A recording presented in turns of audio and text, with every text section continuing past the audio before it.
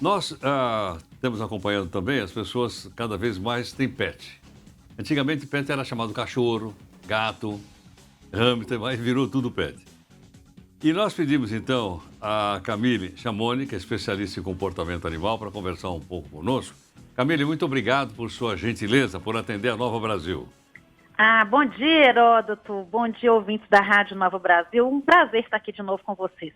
Obrigado. Camille, a gente que gosta desses bichos todos, né? Eu mesmo tenho 2 gatos na minha casa, 7 cachorros lá no sítio, tudo mais. Os cachorros entendem o que a gente fala? Os gatos? Pois é, Heródoto. Você sabe que essa é uma confusão que existe aí entre o universo humano e o universo dos cães, né? A gente vê os cães fazendo alguns comportamentos e logo a gente pensa, eles sabem o que a gente está pensando, eles estão fazendo isso por vingança, eles estão fazendo isso porque eles estão se sentindo culpados. Mas a mente dos cães é tão simples, Heródoto, eles não têm esse alcance emocional todo que a gente tem, sabia disso? A gente sabe como você gosta do bicho, né? Você gosta do animal, você até atribui características humanas a ele, não? Exatamente isso. Eu chamo isso de humanização. É a gente olhar para um animal, para um gato, para um cachorro e atribuir características humanas desse animal e esperar que ele veja o mundo como nós humanos enxergamos. Agora eu vou te contar uma coisa, olha só que interessante. Nós humanos, a gente possui o cérebro mais evoluído de todas as espécies animais. Não existe no nosso planeta nenhum animal que tenha um cérebro como o nosso. É por isso que a gente está aqui hoje conversando na rádio, é por isso que somos nós estudando os cérebros dos outros animais, não eles os nossos. É por isso que não é um cachorro apresentando aí o seu programa na Rádio Nova Brasil, é por isso que é você, porque você tem um cérebro mais evoluído. Eu preciso tomar cuidado, senão é capaz dele entrar aqui e tomar meu lugar. Olha, ainda falta muito para isso acontecer. Mas aí o que acontece, Heródoto? Como a gente convive com os animais há muito tempo, a gente acaba acreditando que eles entendem a gente como a gente os entende. E isso é a razão de todos os problemas na vida deles, coitadinhos. Entendo. Agora, por exemplo, um animal como esse, o ser humano tem sentimento de culpa. O animal tem também ou não? Ou é uma interpretação nossa? Não tem. Olha só, a culpa ela é uma emoção muito elaborada. Pensa comigo. Para um indivíduo sentir culpa, primeiro ele tem que entender que o comportamento dele está errado, para depois ele entender que o comportamento errado dele impacta num terceiro, e aí ele entender o que o terceiro está sentindo. Só que essa habilidade de entender o que o outro está sentindo, a ciência nomeia como teoria da mente.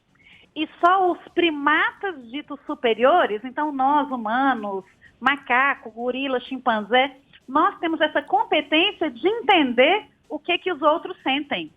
Cachorro não entende, gato não entende. Então, partindo desse pressuposto, é realmente um equívoco dizer que os gatos, os cachorros sentem culpa, ou que os gatos e os cachorros eles fazem comportamentos para se vingar da gente. Olha que interessante. Interessante. Agora, nessa escala, onde entram, então, os cachorros e o gato nessa escala de, vamos dizer, de desenvolvimento cerebral? Então, eu vou te contar. Olha, nós humanos, você já viu um cérebro, um desenho de um cérebro, e você viu que a parte externa dele parece um maracujá de gaveta, todo amarrotado? Sim. Essa parte do cérebro a gente chama de neocórtex. E quanto mais células, mais neurônios tiver nesse neocórtex, mais desenvolvido é um animal. Então, nós humanos, nós possuímos em torno de 16 bilhões de neurônios no neocórtex, que é nessa parte desenvolvida do cérebro. Os cães possuem em torno de 450 milhões.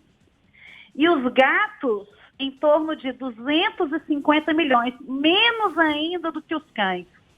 Entre nós e entre os cachorros, aí a gente tem a girafa, a gente tem o porco, a gente tem o elefante, a gente tem a capivara.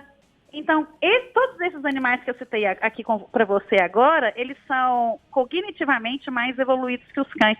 Então, veja que os cães estão lá na rabeira, nós 16 bilhões, e os cães com 450 milhões, os gatos com menos ainda, 250 milhões de neurônios. Então, a forma do cérebro desses animais funcionar é realmente muito primitiva quando comparada a nós. Entendi, perfeitamente. Michele Trombelli, você tem alguma pergunta para Camille Chamoni? Fique à vontade. pergunta bem rápida, porque eu tava com uma dúvida esses dias, que é a cachorrinha da minha tia. Ela vai viajar e aí ela ficava em dúvida se é melhor deixar ela em casa com uma pessoa passando lá todos os dias para atender as necessidades básicas, mas ela ficaria mais sozinha, ou se seria melhor um hotelzinho que ela sairia do seu habitat natural e passaria Hotelzinho a conviver... 5 estrelas, vê lá, não é qualquer hotelzinho não, Por hein? favor. E passaria a conviver com outros bichinhos, mas ao mesmo tempo sairia ali da sua zona de conforto, né? Em que ela tá habituada, já conhece os ambientes. E eu fiquei com muita dúvida em relação a isso. Qual a sua visão sobre essa questão? Então, vou te contar uma coisa. O desenvolvimento emocional e cognitivo de um cachorro equivale ao de uma criança de 2 anos de idade. No caso de um cachorro que é um super Einstein, a gente consegue ver um desenvolvimento emocional e cognitivo de uma criança de 4 anos. Então, aí eu te pergunto, quando que em sã consciência a gente deixaria uma criança de 4 anos sozinha o dia inteiro dentro de casa? Entendi. Nunca. Concorda?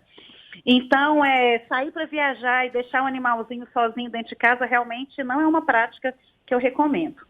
Por outro lado, o cãozinho, para poder sair do lugar que ele conhece, da casa dele, e ficar em um outro ambiente, para ele também não é uma coisa totalmente legal se isso acontece de forma abrupta. Então, o tutor do cãozinho não pode pegar o cãozinho e colocar ele lá no hotel e viajar, sumir por 1 semana, 2 semanas, porque o cãozinho não vai entender o que está acontecendo. Então, todas as vezes que um cachorro vai ficar num hotelzinho, mesmo que seja um hotelzinho 10 estrelas, ele precisa de passar por um processo de habituação. Então, um dia ele vai e fica 1 hora, outro dia ele vai e fica 2 horas, outro dia ele vai e fica mais um pouquinho, no outro dia ele faz uma pernoite lá, depois ele passa um final de semana, porque dessa forma a gente vai habituando o cachorro a esse ambiente que não é a casa dele. Porque o cachorro não entende que o tutor vai viajar e vai voltar. Ele entende que ele foi abandonado. E quando isso acontece, ele entra num luto que pode, inclusive, comprometer a saúde física dele e levar ele a óbito. Então, não podemos arriscar. Ok. Camille, muito obrigado por sua gentileza, por essa aula que você deu aqui pra gente. Muito obrigado. Um prazer, Heródoto. Um abraço para vocês. Obrigado. Camille Chamoni, especialista em comportamento de animal. Olha só, cada uma que a gente vai aprendendo aqui. Olha lá.